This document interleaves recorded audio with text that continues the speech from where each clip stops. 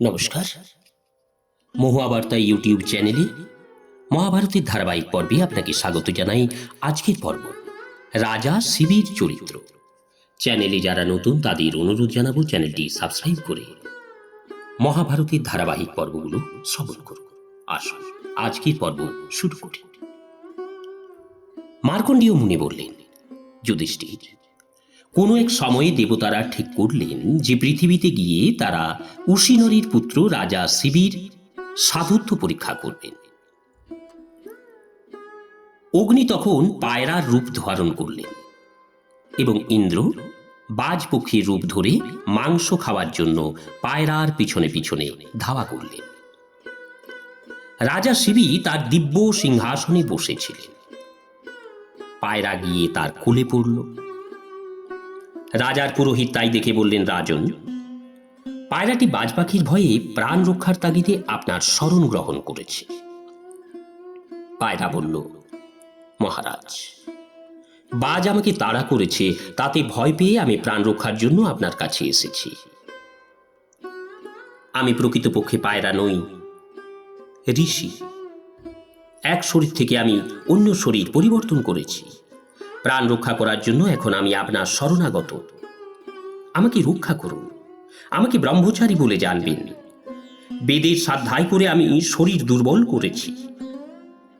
আমি তপস্বী এবং জিতেন্দ্রীয়। আচার্যের বিপক্ষে কখনো কোনো কথা বলি না। আমি সর্বতোভাবে নিষ্পাপ, নিরপরাধ।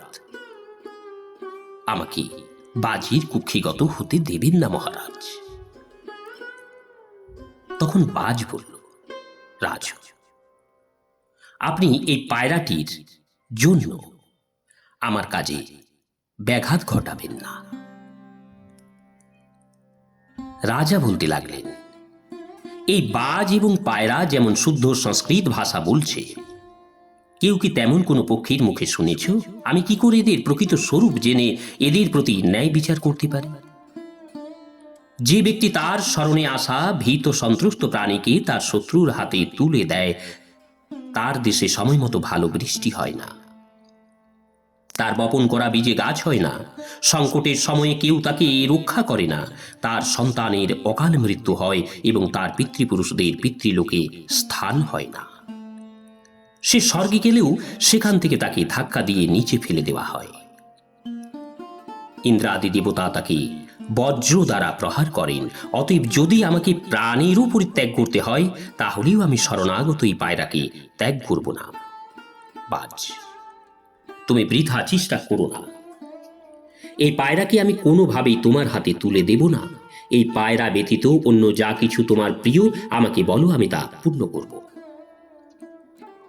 বাজ বলল, রাজ, আপনার দক্ষিণ জঙ্ঘা থেকে এই পায়রার সম ওজনের মাংস কেটে মেপে আমাকে অর্পণ করুন, তাহলেই পায়রাটির প্রাণ রক্ষা হতে পারে।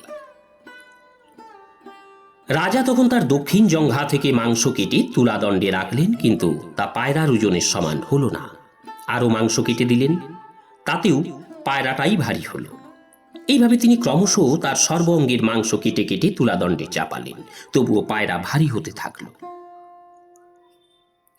তখন রাজা শিবি নিজেই তুলাদণ্ডে চাপলেন।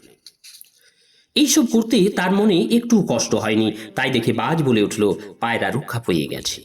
এই কথা বলেই সে তৎক্ষণাৎ অন্তর্ধান করল। রাজা শিবি তখন পায়রাকে জিজ্ঞাসা করলেন, পায়রা, ওই বাজ পাখিটি কে? পায়রা বলল, বাজ পাখি সাক্ষাৎ ইন্দ্র, আর আমি হলাম অগ্নি। রাজ, আমরা দুজনে আপনার সততা পরীক্ষা করবার জন্য এখানে এসেছিলাম। আপনি আমার পরিবর্তে নিজের মাংস যে কেটে দিয়েছেন, আমি এখনই আপনার ক্ষতস্থান সারিয়ে দিচ্ছি। সেই স্থানের চামড়া সুন্দর হয়ে যাবে। আপনার জঙ্ঘার এই চিহ্নের কাছ থেকে এক যশস্বী পুত্র জন্ম নেবে, যার নাম হবে কপোতরোমা।